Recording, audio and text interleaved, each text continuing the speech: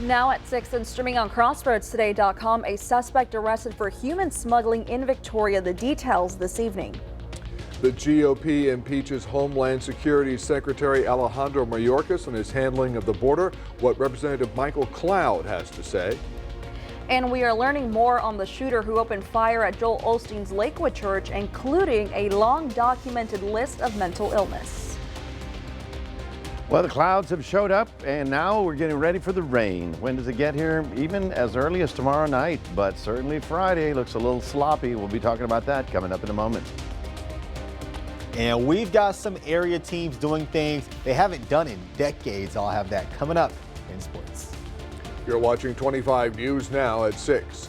Good evening and thank you for joining us. I'm Don Brubaker. And I'm Karina Garcia. We begin in Kansas City, where a celebratory event turns deadly. 22 people injured and 3 armed people detained in Kansas City following a shooting that occurred just after the end of the championship parade and rally for the Kansas City Chiefs. Authorities say at least 1 person is dead, and a spokesperson at the University Health Hospital says multiple people are hospitalized with unknown injuries. 11 of those are children. 9 have gunshot wounds. Authorities also say the motive is not believed to be terrorism, but up to 1 million people had gathered in Kansas City for this event. A suspect from Rio Grande City was arrested by Victoria County Sheriff's deputies Tuesday. 31-year-old Irvin Rich was arrested in the 200 block of North Bridge Street for violation of parole, smuggling of persons. Rich is in the Victoria County Jail in lieu of $50,000 bond.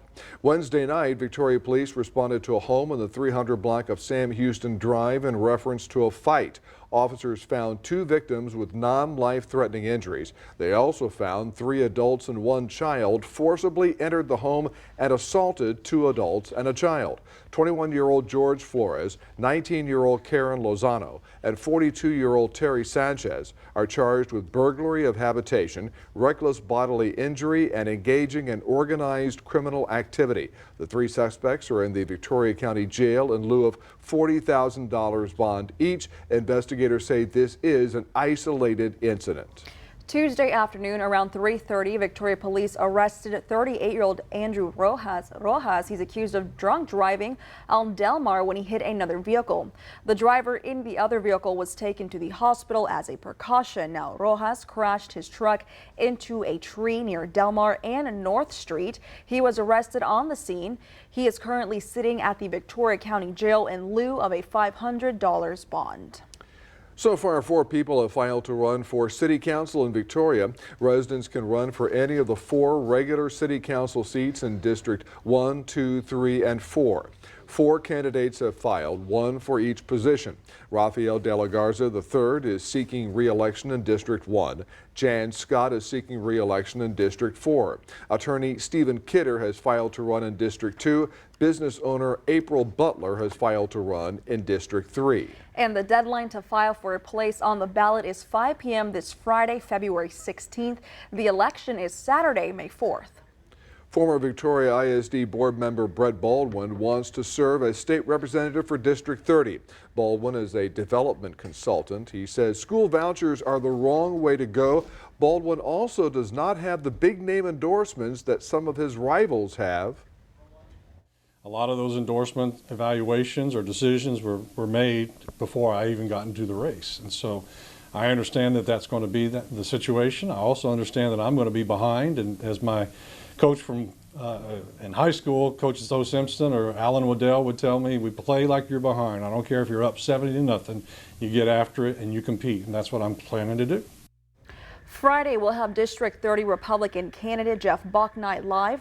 The Republican primary winner will face Democrat Stephanie Basham in the November election. She is running unopposed in the Democratic primary election. And with that, let's take a look at your weather with Chief Meteorologist Mac Perez. Do we love this weather today on Valentine's Day? I think it's nice. Yeah, you can even eat outside tonight, a picnic. Yes. Even. Yeah, that's a great idea. Yeah, that's all that matters. Okay, if it was cold and windy, of course, it wouldn't be quite as pleasant. But right now, we're looking at temperatures about 63 degrees. Not bad at all. A little cool. But I hope you have a great, Valentine's evening together and doing all that stuff that we do. But here's the frontal system that's going to run into the moisture that's piling up. That's why we got a pretty good shot at getting rain as soon as tomorrow night, but certainly Friday. We'll have more on that coming up in a moment. Back to you. Mac, thank you. Let's now turn to Washington, where calls are growing louder for House Speaker Mike Johnson to pass the $95 billion foreign aid bill. Now, the majority of that money would be sent to Ukraine. The bill passed the Senate with bipartisan support early Tuesday morning.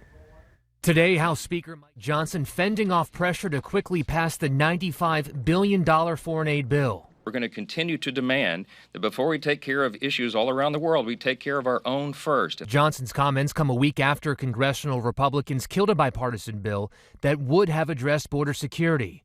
This morning, Republican lawmakers falling in line behind the speaker. Ukraine's not falling in the next month, so we need to get this right. We don't need to fund Ukraine. That's the wrong direction to go in. The bill would send $60 billion to Ukraine as they fight off the Russian invasion. President Biden last night. Republicans in Congress who think they can oppose funding for Ukraine and not be held accountable, history is watching. Today, House Democrats renewing their call for a vote on the bill. Let's do it in a bipartisan way. That's what the Senate did. We don't know what Speaker Johnson is afraid of. The speaker coming off a major win last night, impeaching Homeland Security Secretary Alejandro Mayorkas. The first time in U.S. history a sitting cabinet secretary was impeached. The yeas are 214 and the nays are 213. The impeachment is seen as a referendum on the crisis at the border. Mayorkas calling the allegations against him baseless. What we saw, that the vote coming out of House Republicans, they would rather play politics instead of doing their jobs. The articles of impeachment now go to the Senate, where the Democrats have control. A trial there is unlikely to happen, meaning Mayorkas would keep his job. Perry Russum, ABC News, Washington. U.S. Representative District 27 Michael Cloud voted to impeach Secretary Mayorkas. Congressman Cloud said today in a statement, quote, "We should be willing to use every tool at our disposal to end this border disaster, and I look forward to working with my colleagues to do just that," unquote. The Lakewood church shooting suspect had a long documented history of mental illness, but despite her record, 36-year-old Janice Moreno was able to legally purchase the gun. Wally Carzana, Moreno's ex-mother-in-law, says Moreno was diagnosed with schizophrenia. She also believes Sunday's shooting was preventable had there been a background check, otherwise known as a red flag law, in place during the time of the weapon's purchase. Houston police say Moreno's son was by her side when she entered the church and shot her AR-15 into a crowd of people. Her 7-year-old son was shot in the head and continues to fight for his life. Now, authorities in Austin are still at work today at the St. David's North Austin Medical Center, where a vehicle crashed into the emergency room. The driver was pronounced dead at the scene. 5 others, 3 adults and 2 juveniles were hurt. One of the victims was transported to another hospital and is in stable condition. Another was treated for injuries and was later released. Authorities cannot comment on the status of the pediatric patients. Investigation is in its early and preliminary stages. However, there is no indication at this time that this was an intentional act, nor does it indicate that the driver suffered from a medical episode. The driver of the crashed vehicle is identified as 58-year-old Michelle Holloway. An Amber Alert is still active out of Houston. The victim is 1-year-old Noah Johnson. He was last seen over a week ago wearing a blue shirt and flower print pants. The suspect is 38-year-old Camilla Johnson. The suspect is driving a white 2007 GMC Yukon license plate number STM 7097. Call 911 with information.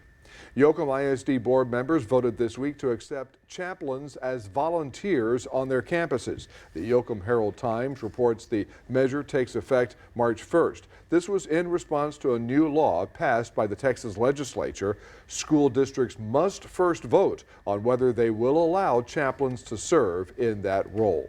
Here's some of the top headlines you can read in the Port Lavaca Wave. The Wilkins Alumni Incorporated will be celebrating Black History Month February 24th at the Main Street Theater. Plus, the Veterans Land Board is encouraging people to spread love to veterans in their yearly Valentines for Veterans program. You can read these stories and more at theportlavacawave.com. And of course, we cannot leave without celebrating the Day of Love. In what has become a tradition, residents at Twin Pines Nursing Home celebrated Valentine's Day with roses, sweet treats, and lots of love. Residents and staff shared stories and good memories, and J.R. Vargas and Elelba Carbala say they are in love at this nursing home. I want to wish my love happy Valentine's Day and many more, hopefully together. That is so sweet. Residents celebrated two Twin Pines couples who married about 60 years ago.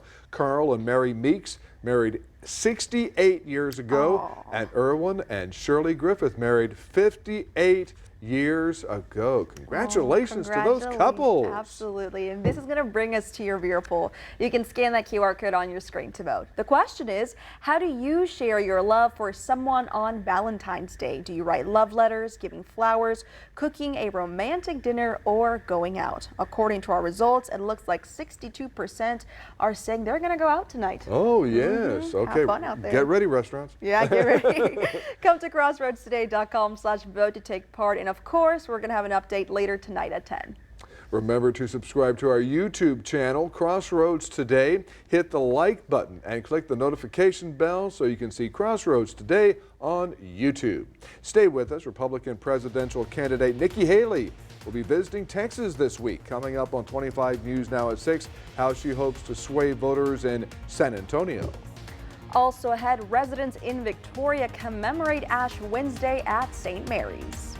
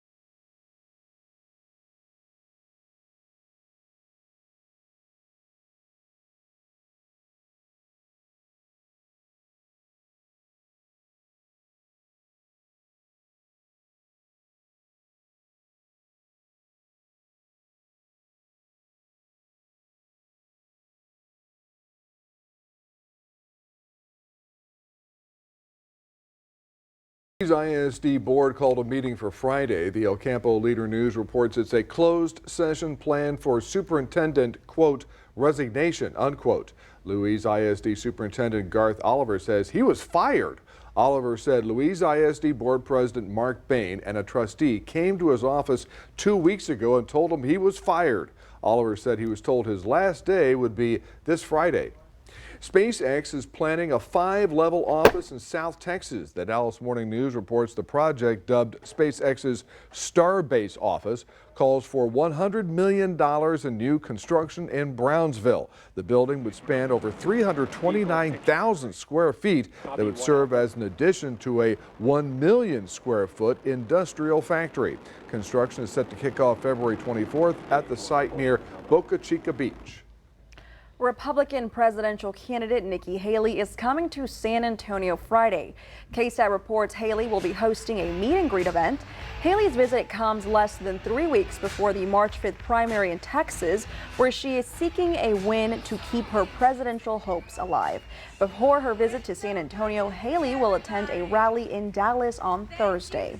Now here's a look at some of the top headlines you'll find in the Cuero Record. The Cuero Record held a DeWitt County Candidate Forum, and DeWitt County hopes to qualify for the Rural Law Enforcement Grant Program. Read these stories and more at DeWittCountyToday.com. This was also Ash Wednesday, and it was met with a full church during the noontime mass at St. Mary's Catholic Church in Victoria. Father Christopher Fox is the pastor at St. Mary's. He led the Ash Wednesday Mass by starting with the first and second readings, followed by the gospel and the blessing of the ashes.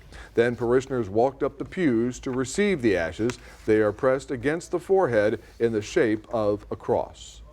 And so as we give up different things like that, let us make sure we do that in a spirit of humility, and that we rely completely on God. Those times when we do well, we thank God for that. Those times that we fail, it's even a reminder of our great reliance upon God. Lent is observed by the Anglican, Eastern Orthodox, Lutheran, Methodist, Moravian, Oriental Orthodox, Church of the East, United Protestant, and Roman Catholic religious communities. It is a solemn observance commemorating the 40 days Jesus Christ spent fasting in the desert and enduring temptation from the devil. The three pillars of Lent are prayer, fasting, and almsgiving. Well, good evening, everybody. You might have noticed that we started off sunny, and by the end of the day, all the cloud deck was here. Well, that is what's going to lead us to that rain chance, especially even Thursday night. That's tomorrow night.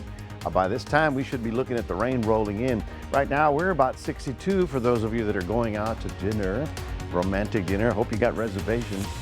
We managed to get up to 69 today, and then the cloud deck rolled in. 45 was the low this morning, but tonight, we're only going to be about 60 as a low temperature. Why? The Gulf air is rolling in with that moisture. We'll talk more about your rather soggy weather for Friday coming up in just a moment.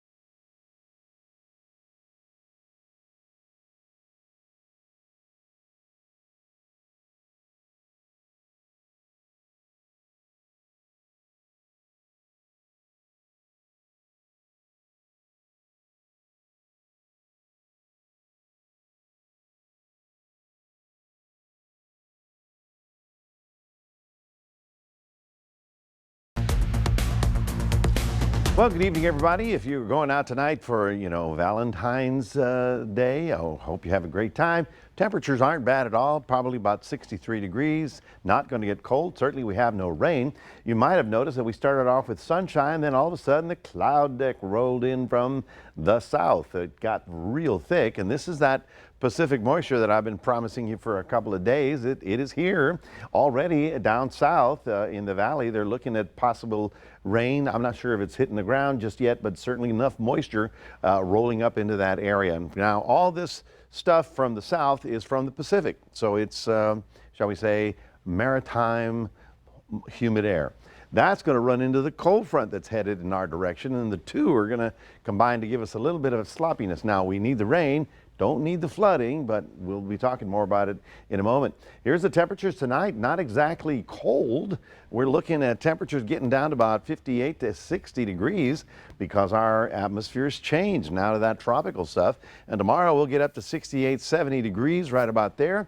But that's in spite of the cloud cover, all right? Then the rain comes in late tomorrow night. So even at this hour tomorrow, we may be looking at a little dampness. It might be even in Thursday night into Friday as that rain is rolling down, or the front really is moving very quickly.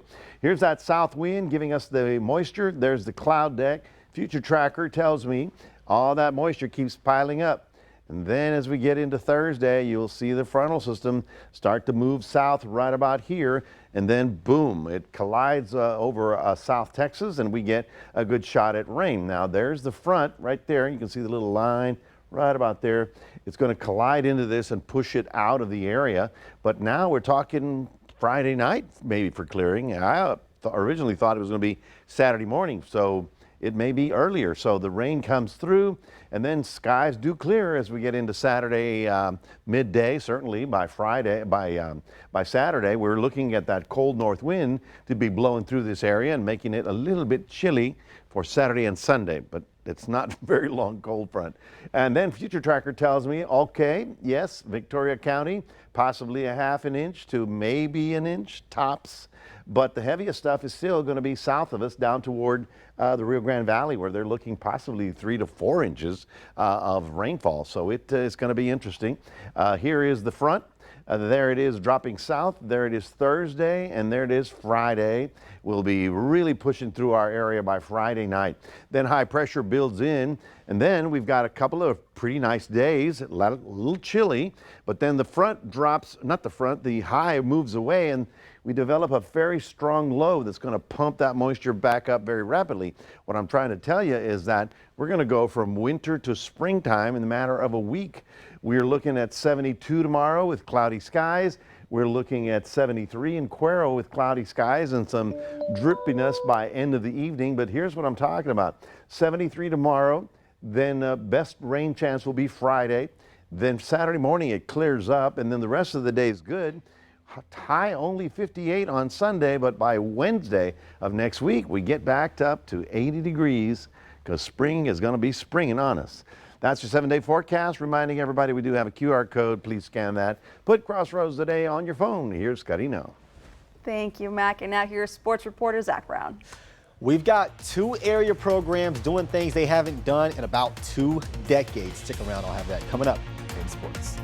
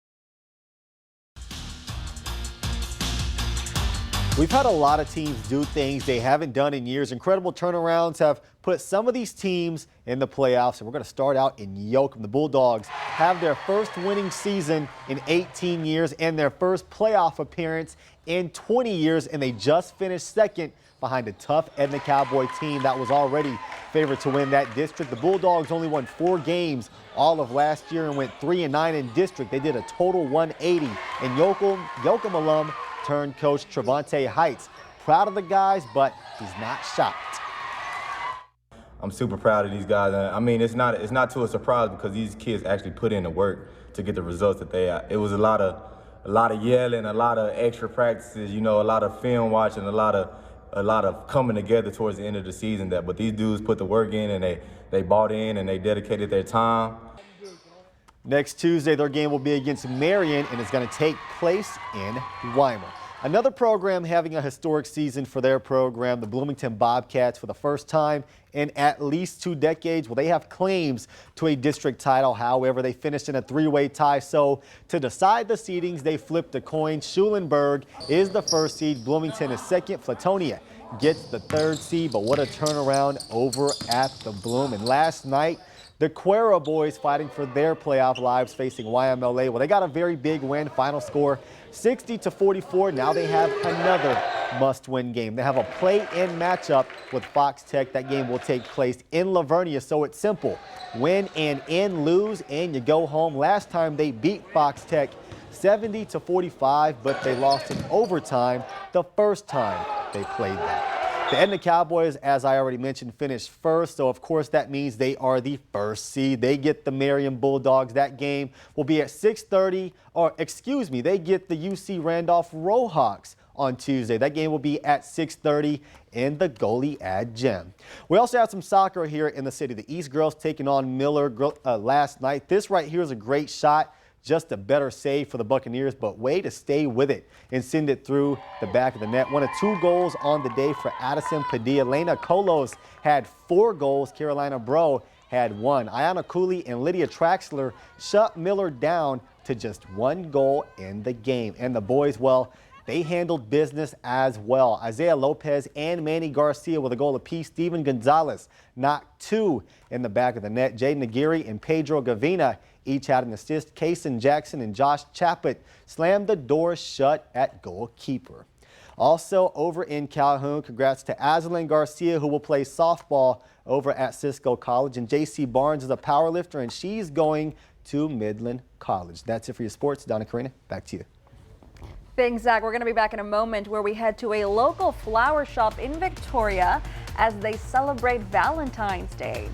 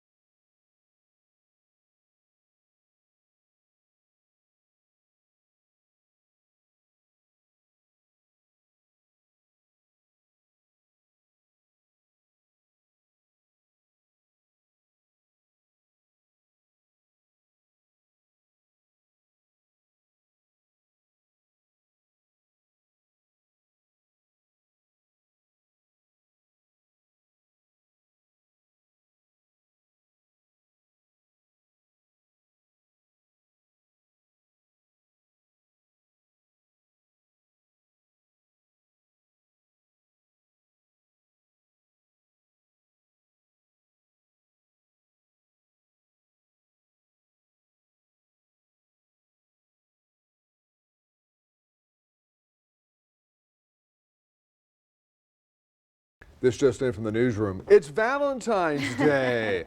The most popular Valentine's Day gift is flowers. Today is McAdams Floral's busiest day of the year in Victoria, and already thousands of flowers were sold. Clay Atchison, the owner of McAdams Floral, says that most of the flowers sold today were from last-minute walk-in customers who are not sure what to get. He says they are prepared to help everyone. And I will wait till last minute myself. So we do our best on trying to pre-make some things and have things ready and go out the door with them. And even McAdams Floral makes around 500 deliveries on Valentine's Day. The best advice is to order your flowers a few days before February 14th. And you know what? I am also guilty of getting gifts last minute. So Yes. what can I say? Well, but the overall rule is don't show up without anything. Well, yes. Yeah, it's not just the thought. Oh, it's not. Oh. Or you can do what my wife and I did. I took her over there to McAdams on Saturday and had her pick out her whole arrangement. And by the way, McAdams is also the people that put all the poinsettias here and all around here in Christmas time. So they do a fantastic job, and that's just kind of the way to go.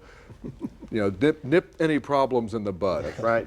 That way she can say, that's the one I wanted. And she got it, yes. Yeah. And we got lovely weather for it today for it too. You're going out tonight, taking your loved one out, whether it could be mom or grandma, Your loved one. Your loved one. You're right. It could be mom or grandma, and we're looking good. Temperature's about 62. Not going to be very cold. We've got no rain tonight. The rain actually will hold off until Thursday night. By this time, it should be a little drippy, and then it will come down in earnest, and in Victoria, on Friday. That's when I think the most of the rain will be here, so plan on that one. Thank you for Valentine's Day chuckle, and thanks for joining us. We hope to see you back here tonight at 10.